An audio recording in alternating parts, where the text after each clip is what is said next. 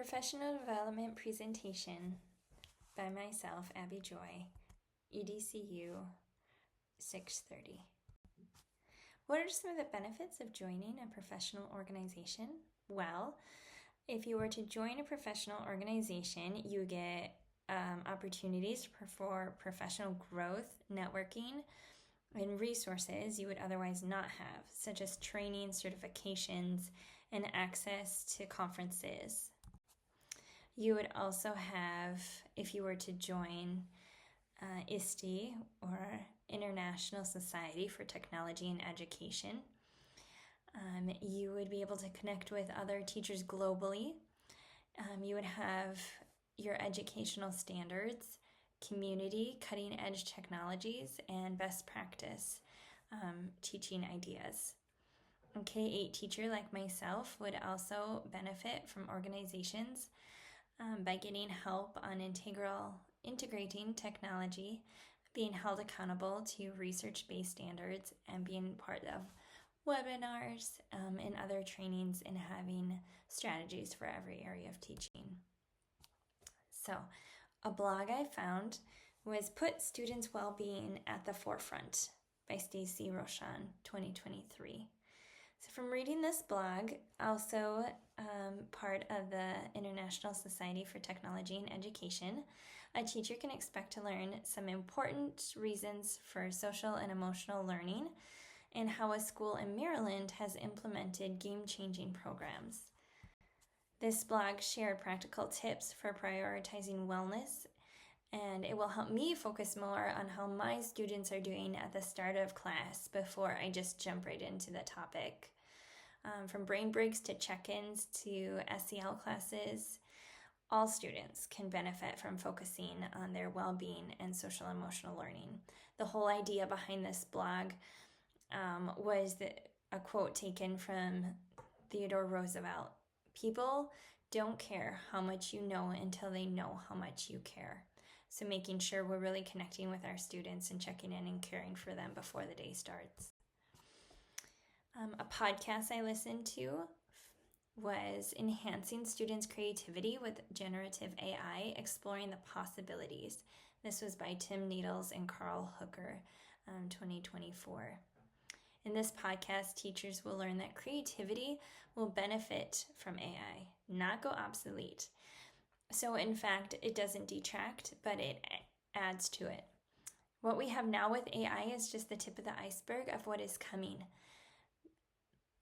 Major changes in technology have been done before, and teachers should adapt to the new technologies and the new tools. Don't become obsolete, just adapt to the new ones.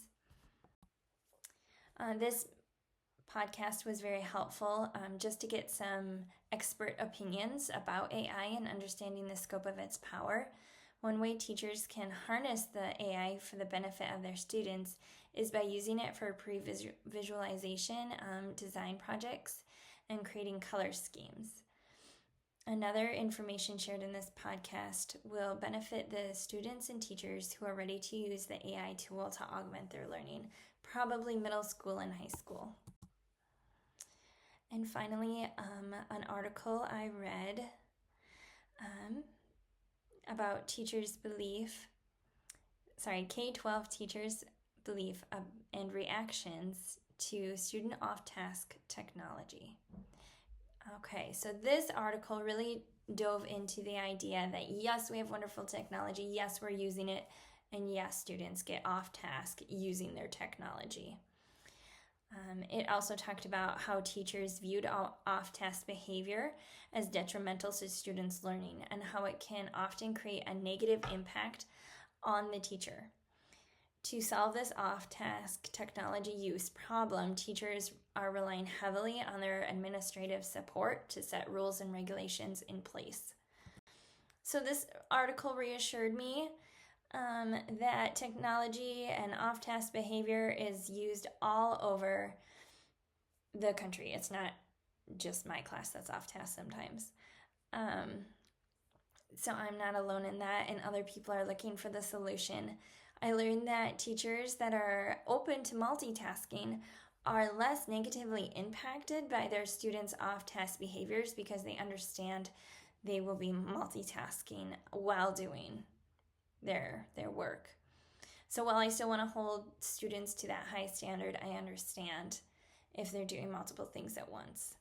This article and its resources and also the reassurance it gave to teachers will benefit middle and high school students who are doing most of their work on their computers. All right, so then the ISTE had a conference last year called By the Numbers. It was held in Denver. Some of the highlights were that 84 countries participated, 16,000 plus total participants, and over 2,000 presenters from 34 different countries. The conference boasted of over 2,000 sessions that took a comprehensive look into the future of technology and education. Each session provided educators with tools, strategies to make their teaching dynamic and relevant with an emphasis on technology. So one session I would have loved to have been at is called Creating Creators, How to Inspire Your Students to Share Their Work.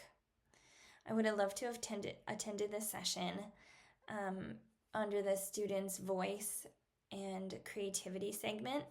The presenters focused on drawing out students' creativity and their voice and choice. When students are comfortable expressing their ideas through creativity, they will be inspired to engage in their learning, and they will take the steps to be closer to loving it. A second session I would have loved to have been at is called Leadership Exchange. And this breakout session was a place for educational leaders to discuss the challenges that are unique to the school administrative system with a focus on technology. Although I'm not in the role of admin, I would have found this fascinating. I think it's wonderful that superintendents, directors, admin, technology coaches, and others all came together to collaborate, strategize, and problem solve all these issues out. I would love to hear what they think about AI, technologies in the classroom, and about how we can incorporate technologies that we do have without any fear holding us back or shunning that useful tool. And then these are my references. Thank you for watching.